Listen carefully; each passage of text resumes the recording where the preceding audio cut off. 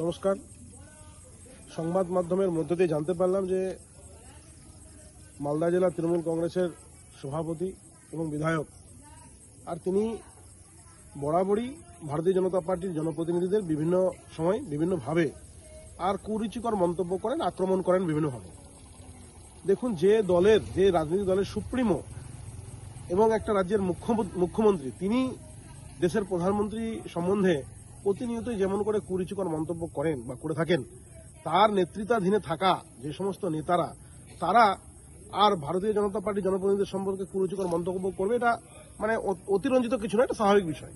কিন্তু তিনি যে ভাষায় বা যেভাবে করে আর ভারতীয় জনতা পার্টির জনপ্রতিনিধিদেরকে আক্রমণ করেন, সেটা অত্যন্ত লজ্জাজনক। কারণ একজন দায়িত্ববান নাগরিক বা দায়িত্ববান জনপ্রতিনিধি হিসেবে এই ধরনের মন্তব্য করা কোনোভাবেই উচিত নয়। আমাদেরও ভাষা আছে, আমরাও কথা বলতে জানি এবং আমরাও কিন্তু তার পাল্টা আক্রমণ করতে পারি, কিন্তু আমাদের রুচিতে বাধে যে এইরকম মানুষের মন্তব্যের পাল্টা কিছু বলতে। দেখুন, 26-এ নির্বাচন এগিয়ে আসছে, দিকে দিকে যেভাবে করে আর তৃণমূল আজকে কাঠগড়ায় দাঁড়িয়েছে, তাতে করে এই সমস্ত নেতারা ভীত সন্ত্রস্ত। আগামী দিনে নিজেদের পায়ের নিচের মাটি থাকবে না বলেই তারা কিন্তু আজকে নিজেদের বিকারগ্রস্ত হয়ে আর যে কোনো রাজনৈতিক সভায় হোক কিংবা প্রশাসনিক সভা থেকে আর ভারতীয় জনতা পার্টির বিভিন্ন এমএলএ এবং এমপিদেরকে আর তারা আক্রমণ করছেন।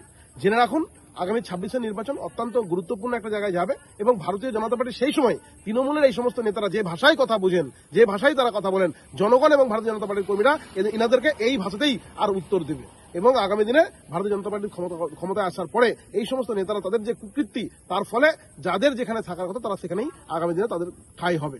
তো সেই জন্য মাননীয় আমাদের যে তৃণমূলের জেলা সভাপতি আছেন, ওনাকেই অনুরোধ করব যে এই সমস্ত বক্তব্য দেওয়ার আগে, এই সমস্ত কথাবার্তা বলার আগে একবার নিজেদেরকে ভালো করে অনুধাবন করুন।